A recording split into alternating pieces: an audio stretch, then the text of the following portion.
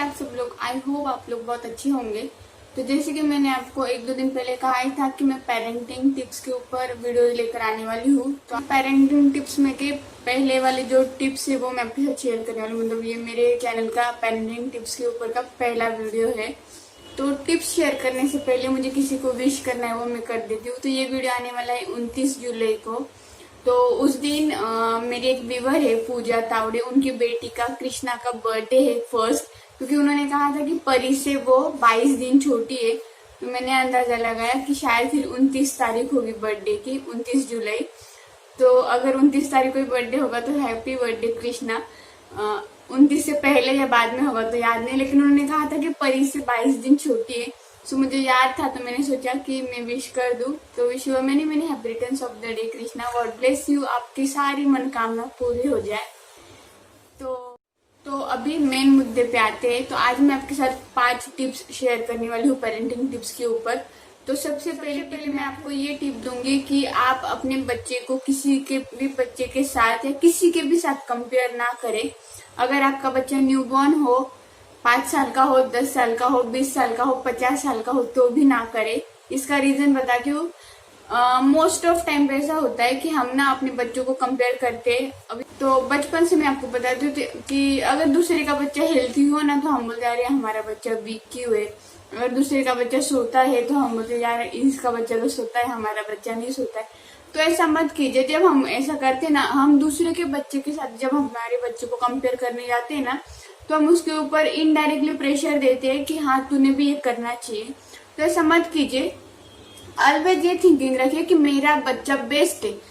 आपने देखा होगा मेरे पूरे 1 साल के जर्नी में मैंने कभी नहीं कहा कि परी किसी से कम है कि किसी से ज्यादा है। ऐसा मैंने कभी कंपेयर ही नहीं किया, क्योंकि मैं सोचती हूँ कि मेरी परी बेस्ट है। भले उसमें कुछ कमी हो, ज्यादा हो, फिर भी मेरी बच्ची मेरे लिए बेस्ट है। तो हर एक माँ बाप के लिए अपना बच्चा बेस्ट ही होना चाहिए। उससे कभी भी किसी के साथ कंपेयर मत कीजिए। तो जैसे मैंने कहा बचपन में हम ये करते हैं कि पहली बात तो इसका बच्चा सोता है, मेरा बच्चा नहीं सोता, इसका बच्चा इतना खाता है, मेरा बच्चा नहीं खाता, इसका बच्चा हेल्थी है, मेरा बच्चा नहीं है। ये बिल्कुल मत कीजिए। आपका बच्चा जैसा भी है वो बेस्ट ही है। अगर आप वैसे उसको रखेंगे ना, आप कंपेयर नहीं करेंगे ना, तो वो खुश रहेगा मन से। वो क्या होगा ना, अभी मैं परी को कभी भी कंपेयर नहीं करती। उसने अगर खाना खाया ठीक है, नहीं खाया ना ठीक है, उसको भूख नहीं होगी। तो इसलिए परी आपने देखा होगा कभी भी हैप्पी रहती है, कभी भी वो हंसती खेलती आपको दिखी होगी। तो इसलिए क्योंकि मैं परी को कभी कंपेयर नहीं करती हूँ। जब हम कंपेयर करने जाते हैं ना किसी के भी बच्चे के साथ, तो क्या होता है ना, हम इनडायरेक्टली उनके ऊपर प्रेशर डालते कि अगर इसका बच्चा एक बाउल भर के खाना खा रहे, अगर मेरी बच्ची नहीं खा रही, तो हम क्या करते, फिर जबरदस्ती ठूसने की कोशिश करते। तो वैसा मत कीजिए। उसको नहीं खाना है तो वो नहीं खाएगा। और अगर हम जबरदस्ती खिला रहे तो उसको अगर वो पच नहीं रहा है, उसको वो पसंद नहीं है, या उसको आप रुला रुला के खिला रहे, तो वो बच्चा खुश कैसे रहेगा ना, फिर अच्छे से वो हंसते खेलते नहीं रहेगा।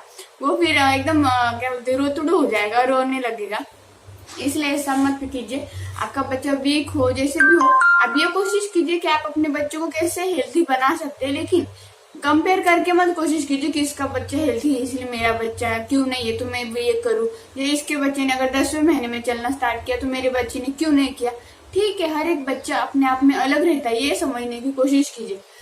ये कंपैरिजन ना बड़े होने तक होता है। फिर जैसे कि स्कूल में हमारे पड़ोसी के बच्चे को 99% आए, तुम्हें 60% आए। आपका बच्चा अगर पढ़ाई में नहीं लेकिन किसी और फील्ड में होशियार होगा, जैसे कि उसको डांस अच्छा आ रहा होगा या वो ड्राइंग अच्छा करता होगा, तो उसको उसमें स्कोप करने दीजिए ना। क्यों आप उसको भी पढ़ाई करने के लिए प्रेशराइज कर रहे हैं। तो ऐसा मत कीजिए। कंपेयर मत कीजिए कि इसके बच्चे ने ये किया इसलिए मेरे बच्चे ने ये करना चाहिए। हर टाइम पे मतलब आपका बच्चा भले 1 महीने का हो, 10 महीने का हो, 1 साल का हो, 10 साल का हो, 15 साल का हो, 20 साल का हो, हर टाइम पे ये देखते रहिए। आपके बच्चे में ये नोटिस कीजिए कि आपके बच्चे में क्या कला है, आपका बच्चा क्या कर सकता है, आपके बच्चे का इंटरेस्ट किस चीज में, और उसको उस चीज में बढ़ाइए। तो क्या होगा ना, आपका बच्चा हमेशा आगे आगे जाते हुए देखेगा आपको, और आप अपने बच्चों में कमियां नहीं ढूंढेंगे। तो इसलिए अपने बच्चों में कमियां ढूंढ के दूसरे को बच्चे ये कर रहे वो करे, ये देखने से बेटर है कि आप अपने बच्चों को किस तरह से पुश कर सकते हैं। जो भी वो कर रहा है उसमें पुश करने की कोशिश कीजिए। अगर वो ड्राइंग अच्छी कर रहा है तो उसको ड्राइंग क्लास लगा कर दीजिए, और कुछ अच्छे से ला कर दीजिए कि हाँ वो पेंटिंग करे, वो सब करे। उसको उन सब चीजों में स्कोप दीजिए जिससे कि हो सकता है वो उसमें करियर बनाए। ये जरूरी नहीं है कि सबके बच्चे ने डॉक्टर, इंजीनियर और वकील ही बनना चाहिए। तो कोई कलाकार भी बनता है, जैसे कि कोई ड्राइंग अच्छी निकालता है, कोई डांसर बनता है, कोई सिंगर बनता है, तो वो भी अच्छा फ्यूचर है। ऐसा नहीं है कि डांस करने वाला आगे जाके मरेगा, उसको कोई फ्यूचर नहीं, ऐसी बात नहीं है। या म्यूजिशियन आगे जाके मर जाते हैं, उनको कोई मतलब पैसा पानी मिलता नहीं, ऐसा नहीं है। सिर्फ इंजीनियर, डॉक्टर ही कमाते हैं, ऐसी बात नहीं है। हर एक फील्ड में कमाई है, हर एक फील्ड में फ्यूचर है। बस ये है कि आपके बच्चे की खुशी किस में, वो करने दीजिए। बड़े जब होते हैं ना बच्चे, तभी भी बच्चों के ऊपर प्रेशराइज किया जाता है कि देखो इसके बच्चे ने 10th में इतने परसेंट निकाले तो तुमने इतने निकालने चाहिए, या इतने निकालो, या फिर मतलब कंपेयर करते, भले फिर वो बड़ा भाई हो उसके साथ भी कंपेयर करते। तो ऐसा मत कीजिए, कंपेरिज्म करिए मत, उसको अपने फील्ड में जो आगे करना है वो करने दीजिए। आप बस उसके पीछे ये समझ मतलब उसको ये दिखाइए कि भाई तू जा आगे, हम तेरे पीछे है। जब आप ऐसा करेंगे ना तो आपका बच्चा ना हमेशा खुश रहेगा और वो कुछ ना कुछ करने की कोशिश करे। वो सोचेगा कि हाँ मैं अपने मम्मी पापा का नाम रोशन करने के लिए कुछ तो करूँ, ये कोशिश करेगा। तो आपके बच्चे को कभी भी आप कंपेयर ना करें और आप पुश करते रहिए कि उसको जो फील्ड में जाना है वो जाए, तो उसको कंपेयर ना करे। सेकेंड टिप मैं आपको ये दूंगी कि अगर आपके बच्चे 7-8 महीने से लेके 3-4-5 साल तक है ना, तो आपके दरवाजे की कड़ी नीचे से नहीं ऊपर से भी लगाइए। इसका रीजन बताती हूँ। क्या होता है ना, परी अभी नीचे की जो कड़ी ना वो खोल देती है, तो इसीलिए बच्चे क्या करते हैं, जब उनका हाथ जाने लगता है ना दरवाजे तक, तो वो खोल के हो सकता है घर से बाहर निकल जाए। कभी कभी हम काम में रहते हैं, हमारा ध्यान नहीं रहता है, जब बच्चे ने दरवाजा खोल दिया लेकिन हमें पता नहीं है, तो हो सकता है बाहर से किसी आने जाने वाले का ध्यान है कि आपके घर में बच्चे है, ये सब। तो जैसे कि आप लोगों को पता ही है कि कुछ दिनों पहले जो किडनैपिंग का ये हुआ था, तो उस अकॉर्डिंग आप कभी भी दरवाजे की नीचे की और ऊपर की दोनों भी कड़ी लगा के रखिए। क्योंकि क्या होता है ना, बच्चे कड़ी खोल के कब बाहर निकल जाए आपको पता ही नहीं चलेगा। तो ये सब चीजों के लिए ये ध्यान रखिए। और ये जो मैं टिप्स दे रही हूँ आपको अगर हो सके तो याद रखिए, नहीं तो लिख कर रखिए। ये कि मतलब जरूरी चीजें, हो सकता है ऐसा होता है, मतलब परी भी अभी दरवाजे के नीचे की कड़ी खोलती है, तो इसलिए मैं ऊपर की लगा के रखती हूँ। अगर मैं ऊपर की नहीं लगाऊंगी तो उसको दरवाजा खुला मिलेगा, और बच्चों को दरवाजा थोड़ा भी खुला मिला ना तो वो बच्चे बाहर जाने की कोशिश करते, इसलिए इस चीज का ध्यान रखिए। थर्ड टिप मैं आपको ये दूंगी कि हमारे जो स्विच बोर्ड रहते नीचे की तरफ किए हुए, तो उसके ऊपर अगर आपके बच्चे थोड़े से बढ़ रहे, खड़े वगैरह होने लगे, तो आप उसके ऊपर चिकट पट्टी या कुछ भी लगाकर पैक कर दीजिए। क्योंकि बच्चे उसमें उंगली डालने की कोशिश करते हैं और हो सकता है उनको शॉक लग सकता है। ये टिप मैंने आपके साथ पहले भी एक मेरे ब्लॉग में शेयर की थी, लेकिन फिर भी एक मुझे लग रहा है कि ये एक इम्पोर्टेंट हिस्सा है बच्चों के ग्रोन अप स्टेज का, इसलिए मुझे लगा कि आपके साथ शेयर करना चाहिए। तो क्या होता है ना, बच्चे उसमें उंगली डालते और बटन चालू करते, तो हो सकता है कभी आपके बच्चे की उंगली छोटी हो, चली गई, या ये छोटी वाली फिंगर उन्होंने डाली और करंट लग गया, कुछ हो गया।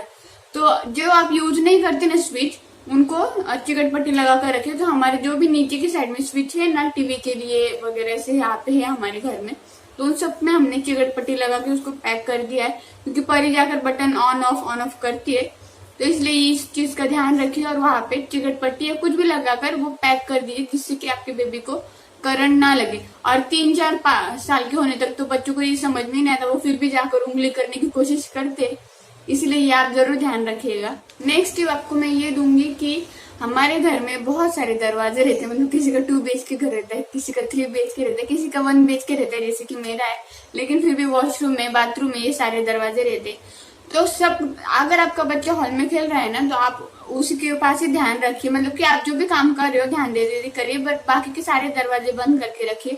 क्या होता है कभी कभी आपका बच्चा बाथरूम में गया, वहां पे गर्म पानी है या गीजर चालू है, ऐसे कुछ रहा, तो उसने अगर गर्म पानी अपने हाथ के ऊपर गिरा लिया या बाल्टी गिरा ली, कुछ भी होगा, तो उसको मतलब चटका लग सकता है, उसको जल सकता है। इसीलिए बाथरूम का दरवाजा वगैरह ये सारे बंद रखा कीजिए। जहाँ आपका बच्चा खेल रहा है ना, आप उसके ऊपर नजर रखते रखते अगर काम कर सकते तो कीजिए, या फिर बच्चे के ऊपर पूरी तरह से ध्यान दीजिए।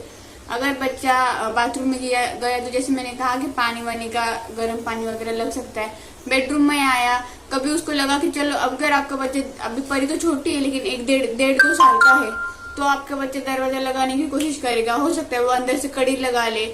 तो इन सब का ध्यान रखिए कि अंदर से वो कड़ी लगा लेगा, तो अगर आप नहीं खोल पाए तो क्या करोगे, और उसको ये नहीं समझ आया बाद में कि अभी खोलनी कैसी है, तो ये सब छोटी छोटी चीजें होती रहती है और ये हमारे घर में हुई है। मेरे मौसी की बेटी ने ऐसे किया था जब वो छोटी थी 2-3 साल की, तो वो बेडरूम में जाकर उसने अंदर से कड़ी लगा ली और खोल नहीं रही थी। तो फिर विंडो से जाकर मतलब मेरे जो चाचा है वो विंडो से जाकर उन्होंने वो दरवाजा खोला था।